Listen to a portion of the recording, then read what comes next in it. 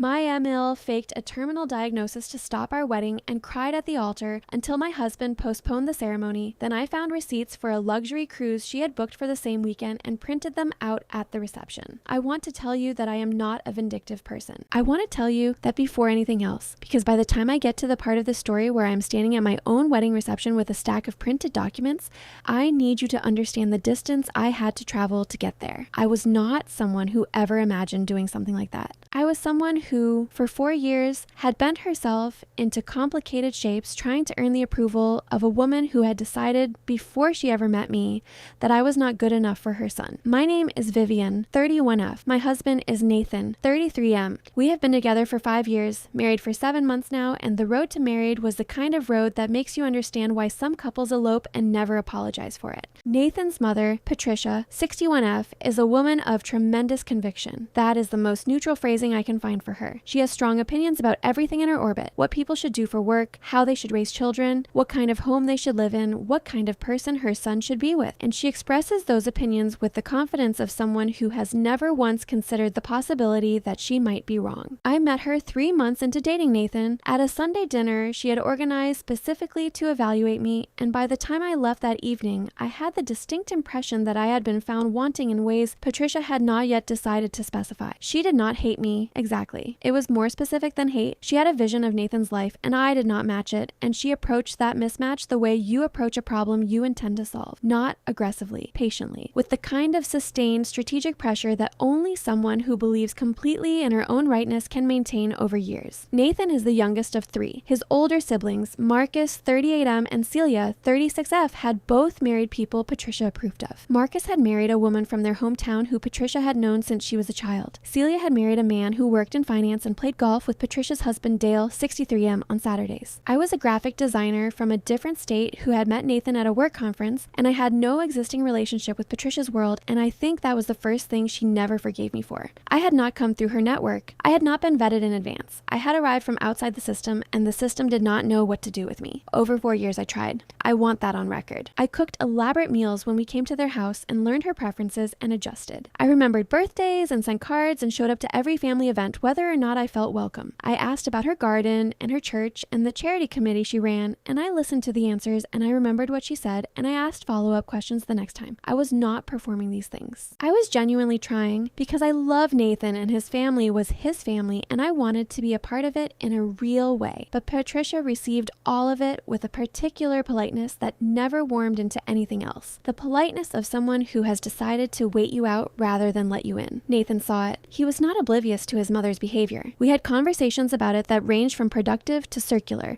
and he handled her the way children of difficult parents often handle them, by managing, by redirecting, by absorbing friction so it did not reach me. He loved me, and he loved her, and he spent years in the uncomfortable middle of that. I tried to make that middle as manageable for him as possible. Then he proposed. He proposed in September of last year in the kitchen of our apartment with a ring his grandmother had left him and a level of sincerity that still does something to my chest when I think about it. I said yes before he finished asking. We called his family that night, and his father, Dale, was warm and happy, and Marcus and Celia were genuinely excited, and Patricia said the right words in the right order, and I could hear in the space between them that she was processing something she was not ready to show. We set a date for late June. 14 months away, which I thought was enough time for everyone to arrive at a place of peace with the situation. We booked a venue, a small inn about an hour outside the city that had a garden ceremony space and rooms for the family. We planned the kind of wedding we actually wanted. Intimate, 40 people, dinner and dancing, nothing theatrical. Nathan and I made these decisions together and they felt right and good. Patricia's campaign against the wedding was not overt, it was consistent. She would mention periodically that June seemed rushed. You've only been engaged a year. Is there a reason you're in such a hurry? She would raise concerns about the venue being too far from the city for some of the older guests, though she was herself in robust health and drove 40 minutes to church every Sunday without comment. She asked at one point, with the careful phrasing of someone who has practiced the sentence, whether Nathan and I had considered how different our backgrounds were and whether we had really talked about that in a serious way. Nathan shut that conversation down with a firmness I was glad to witness. He told her that our backgrounds were not a problem he needed her to solve, and she received that with a smile and said of course she was only only asking. She shifted approach after that. She started having small ailments that required attention at inconvenient times. A bad back that flared when Nathan was supposed to come with me to the cake tasting. A dizziness that resolved by evening the day she needed him to drive her to an appointment that could not, she said, be rescheduled. She had a habit of scheduling doctor's visits on Saturday mornings, then discovering last minute that she needed someone to accompany her. She did not ask Celia or Marcus. She asked Nathan, because Nathan was the youngest and the most accommodating and had spent a lifetime being the one who made things easier for her. I observed all of it. I said very little. I had a wedding to plan and a life to live, and I was not going to spend my engagement in sustained combat with my soon-to-be mother-in-law when the most effective thing I could do was simply continue moving forward. I noted the patterns. I filed them. I kept planning. About 3 months before the wedding, Patricia told Nathan she had been diagnosed with a serious heart condition. Specifically, she said the doctors had found a significant arrhythmia and a structural issue they were concerned about, and that the prognosis was uncertain and that she was scared and did not want to talk about it publicly yet. Nathan told me privately. He was shaken in the way you are shaken when a parent's mortality becomes suddenly real. I held him. I said all the right things. I meant them. Whatever Patricia was and was not, she was his mother, and I did not want her to be ill. Over the following weeks, the diagnosis became more serious in each retelling. By the time we were 6 weeks from the wedding, Nathan had been told, in pieces, tearfully, always in private conversations he then relayed to me, that the doctors were now concerned it could be terminal, that she might not have as much time as they had initially hoped. She was not telling the other children yet, she said. She did not want to worry them. She was telling Nathan because Nathan was her closest, her most understanding, the one who would know what to do without needing her to explain herself. I want to pause here and tell you what I was thinking during those weeks. Because I was thinking something, and I have been honest with myself about what it was. I was thinking, the timing of this is extraordinary. I was thinking, she has given me no opportunity to ask her directly about her condition. She will only discuss it through Nathan, and every conversation produces a new piece of information that lands at exactly the moment maximum pressure could be applied. I was thinking, a woman who has systematically found reasons to delay, disrupt, and diminish this wedding for 14 months has now produced a terminal diagnosis 3 months before it takes place. And the diagnosis is delivered always secondhand, always through the child most likely to act on it, always with a specific emotional payload attached. I was thinking all of these things. And I was also thinking, what if I'm wrong? What if this is real? What if she is genuinely ill, and I am someone who looked at her future mother-in-law's terminal diagnosis and saw a strategy, and I am wrong, and I have to live with the knowledge of what I suspected about a dying woman. That possibility of being monstrous in my own right is what kept me quiet for 6 weeks. I said nothing to Nathan about my doubts. I kept planning. I watched. The week of the wedding, Patricia asked Nathan to come to her house alone. He went. He came home that evening looking pale in a way I had not seen before. He told me she had been crying. He told me she had said that she was not sure she had the strength to watch him marry someone, knowing what she knew about her condition, knowing she might not be there for the years ahead. She had not asked him to cancel. She had not said the word postpone. She had said she was struggling and that she loved him and that she did not know how she was going to walk into that ceremony and hold herself together. I sat across from him at our kitchen table and I watched his face and I said, "Nathan, what do you want to do?" He said he needed her to be okay. He said if she was not okay, the day would not feel the way it was supposed to feel. He said he was sorry. He said maybe they could move it by a few weeks just to give her time. He looked at me with genuine anguish and I could see that he was asking me to make this easier for him.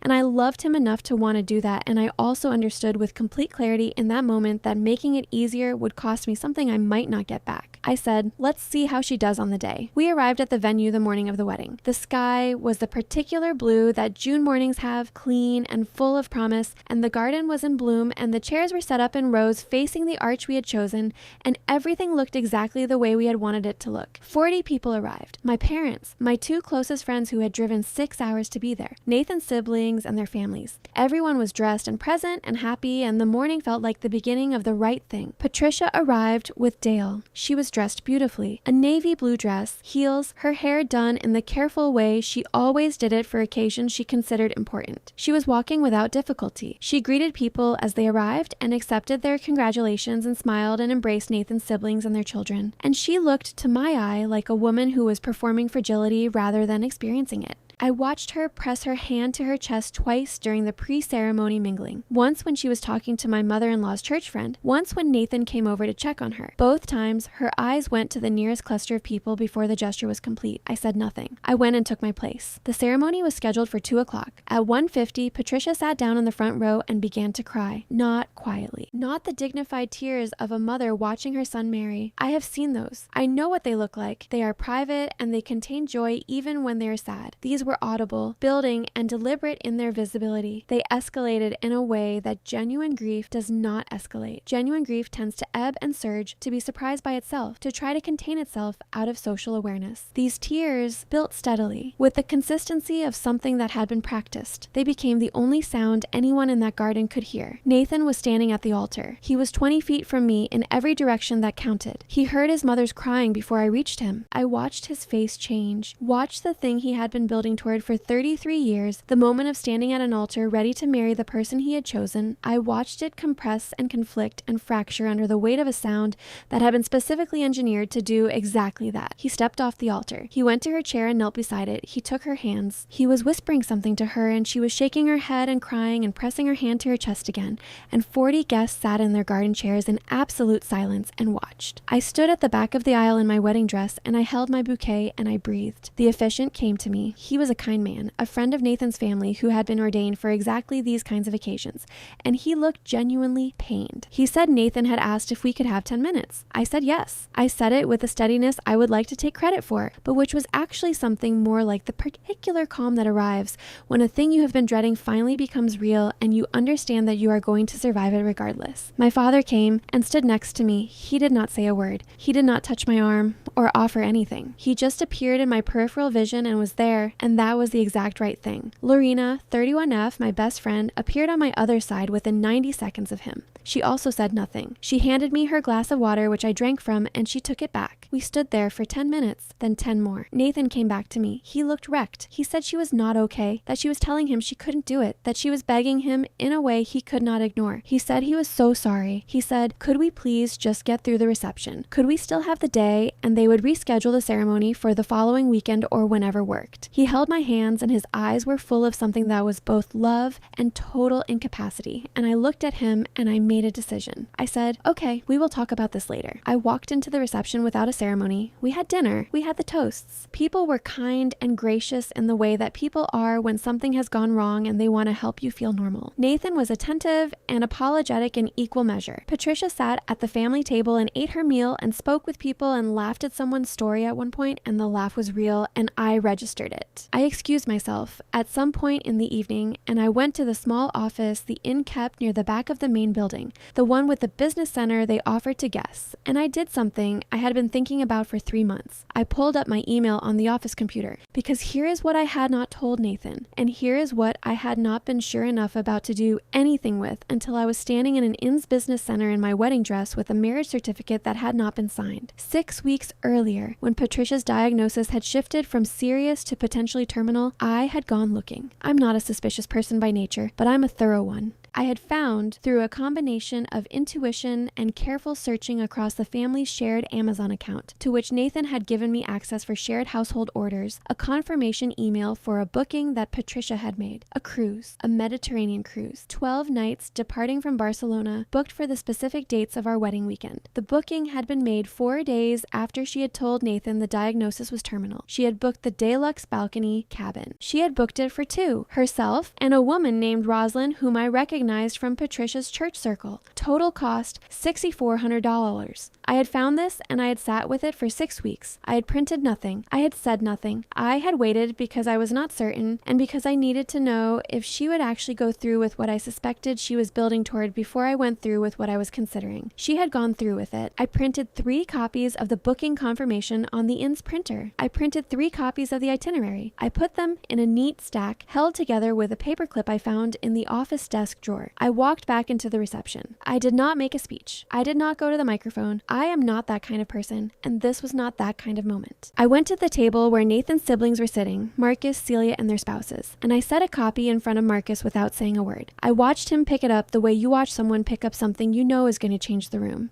He read it. He read the dates, which matched the wedding weekend exactly. He read the cabin type, deluxe balcony, 2 guests. He read the total $6,400. He read it all the way to the bottom, and then he looked up at me. I held his gaze for one moment, then I turned and walked to Nathan. I sat down next to my husband. I set the remaining copies on the table between us, and I did not say anything. I let him see the paperwork first. I let it be the thing that spoke rather than me. He picked up the top copy. He read the departure date. He read the booking date, 4 days after she had told him the diagnosis was terminal. He read the passenger names, Patricia, Roslyn. He read the itinerary, Barcelona, Palma de Mallorca, Rome. He set it down. He picked it up again and read it a second time with the particular focus of someone who was hoping to find an error on the second pass and finding the same document both times. He went very still. Not the stillness of someone suppressing emotion. The stillness of someone whose entire operating understanding of the day of the last 3 months is reorganizing itself around new information and has not yet resolved into something he can speak. I did not say anything for a long moment. Then I said, I need you to understand what happened today, and I need you to decide what it means. He said her name once quietly to himself. Not to me, not to anyone. And something in the specific way he said it told me that this was not entirely a surprise to him.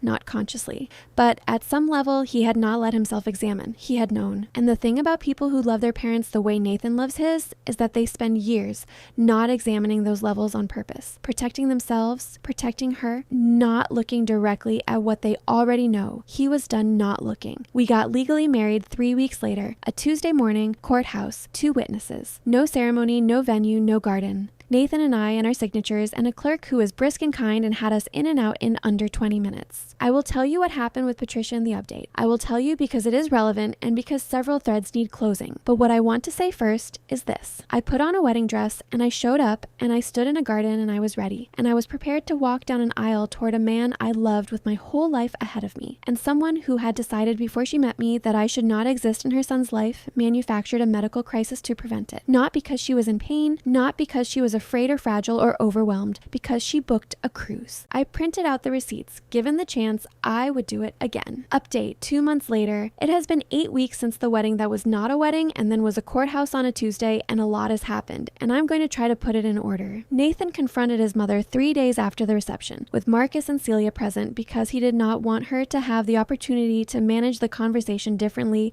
with each of them separately. He showed her the cruise booking confirmation. He asked her to explain it. She tried several approaches in quick succession. She said she had booked it before the diagnosis worsened, that she had intended to cancel it, that she did not see what it had to do with anything. Marcus, who I had seen register something at the table that night in a way that told me he had his own history with his mother's methods, asked her to explain why a woman too ill to attend her son's wedding ceremony had booked a 12-night Mediterranean cruise departing 4 days after that ceremony. She did not have a good answer. She eventually said, when it became clear the 3 of them were not going to accept a deflection, that she had been overwhelmed. She said she had loved Nathan for his whole life, and it was hard to let him go. She said she had not meant for things to go as far as they went. She did not say the diagnosis was fabricated, but she also did not produce a single medical document when Nathan asked for them. Not the imaging reports, not the cardiologist's name, not the name of the practice she had been going to for 3 months of escalating bad news. She said her records were private. Nathan told her he was not asking as a violation of her privacy. He was asking as someone who had postponed his own wedding ceremony because his mother told him she was dying. She cried the same tears. I was not in the room for this conversation, but Nathan described it to me and I recognized the description. Dale was there and did not say much.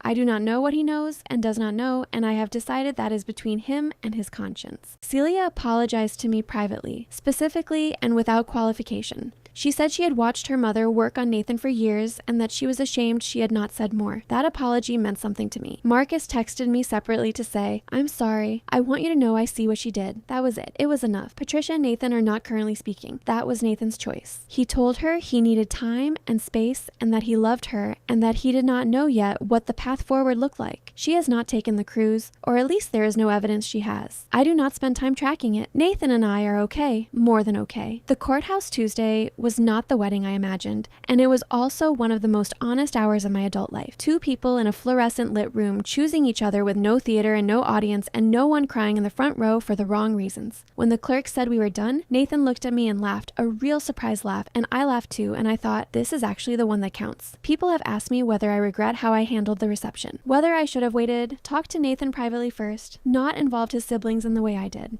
I have thought about this carefully. The honest answer is no. Nathan needed to understand what had happened in a context where it could not be quietly managed or reframed or absorbed. His siblings needed to have the same information at the same time. Giving Patricia the opportunity to control the narrative before all of them had the facts would have produced a version of events I could not have untangled from the outside. What I did was put the document down and let it be what it was. I did not narrate it. I did not perform outrage. I printed 3 copies and I walked back into the room. I will say this. I am not glad the wedding happened the way it did. I am not glad I stood in a garden in my dress while someone's carefully engineered suffering stopped the ceremony I had spent 14 months planning. I grieve that in the small specific way you grieve things that cannot be undone. But I am glad I found the receipts. I am glad I kept them. And I am glad that when the moment arrived where they could be seen by the people who needed to see them, I walked back into that reception and I set them down. Some things deserve to be visible. The truth, especially, should never have to stand in line behind someone else's performance. Nathan and I leave for our honeymoon in 3 weeks, 10 days, somewhere with a beach and no family dinner tables. He asked me last week where I wanted to go, and I said anywhere, meaning it, because I am going with him, and that is the whole answer. He is still, after all of this, exactly what I chose. That is more than enough.